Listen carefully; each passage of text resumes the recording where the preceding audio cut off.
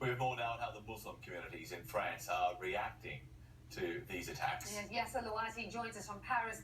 He's a spokesperson of the Collective Against Islamophobia in France. Yasser, thank you so much for joining us.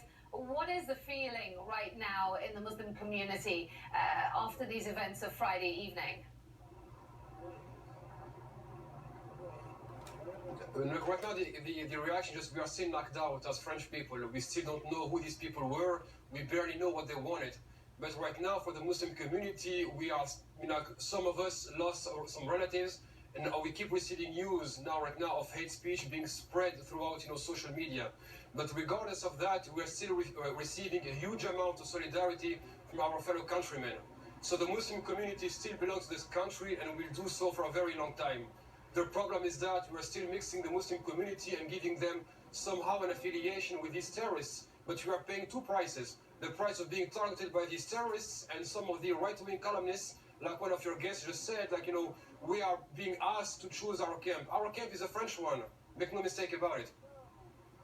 Well, Yasser, if your camp is the French camp, why is it that no one within the Muslim community there in France knew what these guys were up to? Because it seems to me that this was a pretty big plan. Surely someone beyond the 7 guys who have been killed over the last 48 hours would have to have known something, and that was probably within the Muslim community, but yet no one said anything. Sir, the Muslim community has nothing to do with these guys. Nothing. We cannot justify ourselves for the actions of someone who just claims to be Muslim.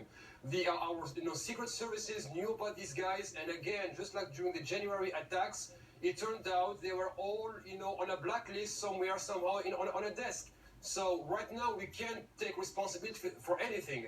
Right now, what these terrorists are blaming us what is the for responsibility within the Muslim? The French nation and Sure.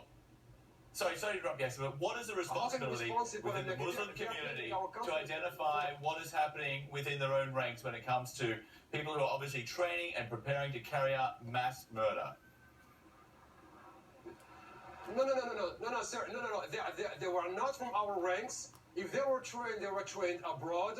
And what these terrorists are blaming our country for is for its failed foreign policy.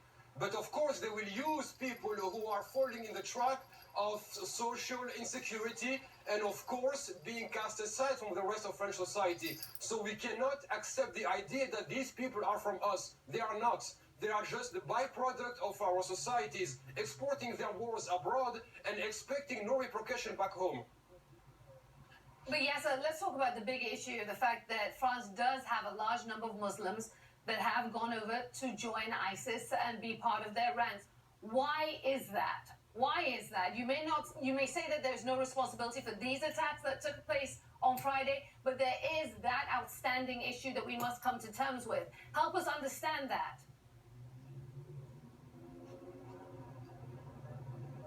Okay, France is home to the biggest Muslim minority in Europe. At the same time, it has the greatest number of laws specifically targeting the Muslim community. And at the same time, France has exported more, foreign terrorist fighters than any other European country. So there is indeed an issue, but that issue is related to foreign policies and failed domestic policies. When it comes to the Muslim community itself, everybody knows that radicalization does not take place in mosques. It takes place either on the internet or on the streets, away from organized communities. That's something we keep repeating. So that's why the Muslim community, when they say we cannot be held responsible of these people, that's the government's job. When you have criminals running around in the country, you do your job and arrest them.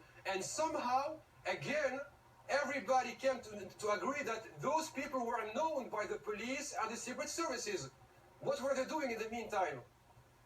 And at the same time, just to add one more thing, those terrorists targeted everybody. Given the fact that the finger of blame